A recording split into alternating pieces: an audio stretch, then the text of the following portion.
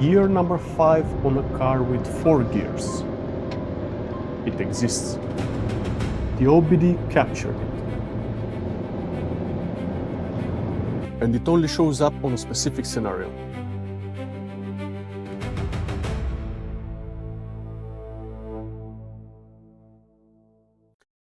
For those new here, this is episode 23 of a long-term ownership project. One car, 1 million kilometers, real data. Since installing the ODB device, almost every second of driving has been logged automatically. 159 files so far.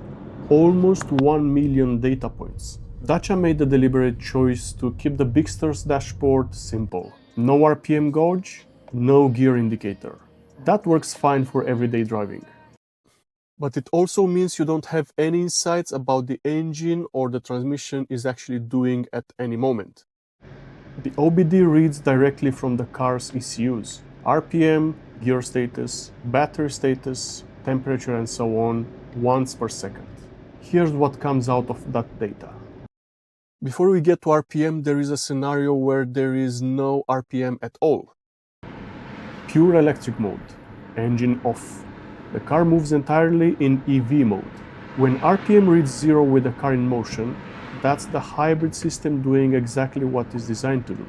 Here's how often that happens at each speed based on my driving pattern. Two things stand out. First, under 30 km per hour, the car is in pure electric over 80% of the time. Second, between 70 and 80 km per hour, EV mode is at 56.6%. Higher than at 50 to 59 km per hour. That's counterintuitive. The reason I found? At 70 km per hour on a flat road with no load, the battery handles it comfortably. At 50 km per hour in urban traffic, stops and starts trigger the engine more frequently. Cruising at 70-80 km per hour is the sweet spot where the hybrid does exactly what it was designed for.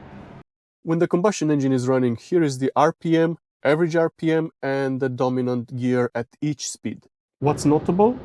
RPM stays remarkably low across most speeds. At 110 km per hour, the engine averages 2,400 RPMs. At 130 km per hour, just under 2,800 RPM. These are not high numbers for a petrol engine, especially considering there are only 4 mechanic gears. The system keeps the engine in an efficient range. The gear shift from third to fourth happens between 70 and 80 km per hour. Above 70 km per hour, gear 4 becomes dominant. Between 50 and 70, gear 3.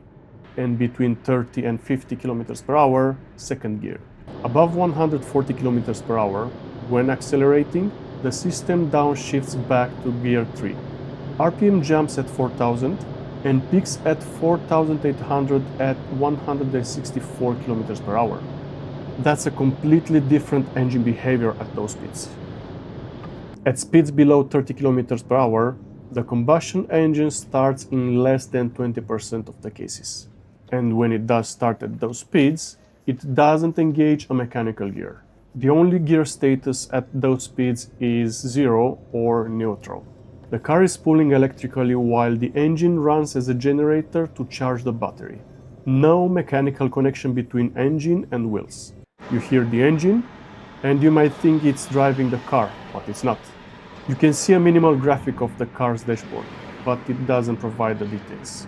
The Bigster Hybrid has 4 mechanical gears and 2 electric motor gears, but the OBD occasionally reports gear number 5. It's rare.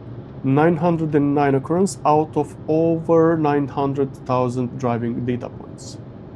That's less than 0.1% of the time. But when it appears, there's a clear pattern. It appears at speed range between 47 and 111 km per hour. RPM range 1,600 to 3,584. Concentrated in mountain driving logs files only. What the OBD shows is that the mechanical gear starts with the second gear and goes third, fourth, and fifth. At cruising speeds above 70 km per hour, it stays in fourth only, never switching to fifth gear. Gear number 5 appears constantly on climbs when the system is under sustained load. It looks to me this specific gear has a specific usage, and it only engages in that scenario. And that makes the Bigster actually use only 3 out of the 4 mechanical gears most of the time. Second, third, and fourth. At cruising speed up to 140 km per hour, still in gear 4. RPM rising, but nothing crazy. When starting to accelerate above 140 km per hour, the system easily drops back to gear 3. RPM jumps to more than 4000. Anyway, the maximum recorded across all the 159 log files is 4800 RPM at 164 km per hour in gear 3, compared to 2400 RPM at 110 km per hour. That's a complete different behavior. The OBD reading 18 data points above 150 km per hour in the entire dataset indicates that was a one-time only event. That was me trying to see how it behaves. The feeling is that the car can manage it, but it works harder. It looks like it was not built to go consistently at those speeds, although it manages well. Anyway, there are not many places where you can consistently go above 130 km per hour speed limit. Mostly Germany. Probably I'll do more tests above 140 km per hour when I'll be driving in Germany on Autobahn. That way I can have more insights on the behavior about 140 km per hour. Before the OBD, the engine felt loud at certain speeds.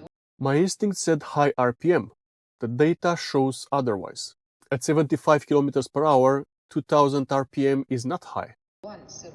The perception comes from the car's limited sound insulation, not the engine working harder than it should. A device like the OBD is a useful reality check on what you think you're hearing.